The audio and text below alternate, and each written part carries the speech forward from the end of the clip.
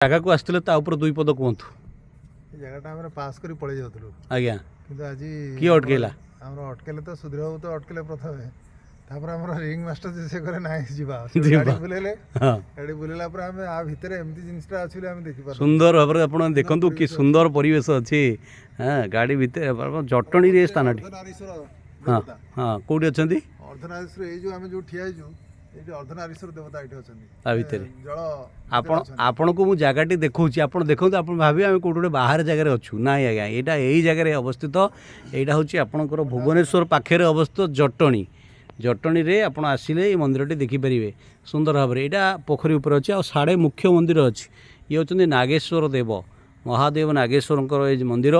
ଆପଣ ଏମିତି ପୋଖରୀ ଉପରେ ଏଇଭଳି ଭାବରେ ରାସ୍ତା ହେଇଛି, ଆଉ ସୁନ୍ଦର ଭାବରେ ସୁନ୍ଦର ମନ୍ଦିରଟି ହେଇଛି। ଆମର ସାର୍ମାନେ ବୁଲିକିରି ଆସିଲେ ଆପଣମାନେ ବି ଏଇ ଜାଗାକୁ ଆସିପାରିବେ। ଶିବଲିଙ୍ଗ ଦର୍ଶନ ଆଉ ଗୋଟିଏ ଅର୍ଦ୍ଧନାରୀଶ୍ୱର ଦର୍ଶନ ସମାନ। ଇଏ ହେଉଛନ୍ତି ଅର୍ଦ୍ଧନାରୀଶ୍ୱର ପ୍ରତିମୂର୍ତ୍ତି ଆ ଭିତରେ ଅଛନ୍ତି, ଏବଂ ବାହାରେ ଅଛନ୍ତି ନାଗେଶ୍ୱର ଦେବ।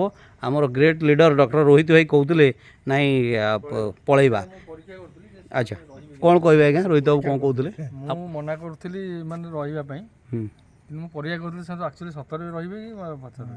ଆଚ୍ଛା, ମାନେ ଆପଣ ଭକ୍ତଙ୍କର ପରୀକ୍ଷା କରୁଥିଲେ କ'ଣ? ସେମାନେ ଠାକୁରଙ୍କୁ ଭଗବାନ ନା କ'ଣ? ମୋର ନାଇଁ ନାଇଁ ମୁଁ ଭଗବାନ ନୁହେଁ, କିନ୍ତୁ ମୁଁ ପରୀକ୍ଷାରେ ସେ ସଫଳ ହେଲେ ଯାହା ହଉ ସେ।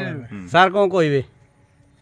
ନାଇଁ ଏଇଠି ଆମେ ତ ପାସ୍ କରି ଯାଉଥିଲୁ, ଯାହା ହଉ ଆମେ ଗୋଟେ ମନ୍ଦିର ପାଖରେ ପାସ୍ ସୁନ୍ଦର ଲାଗିଲା, ତେଣୁ ଆମେ ଭିତରେ ପଶି ଆସିଲୁ। ଏ ଜାଗାଟା ବହୁତ ବଢ଼ିଆ ହେଇଛି।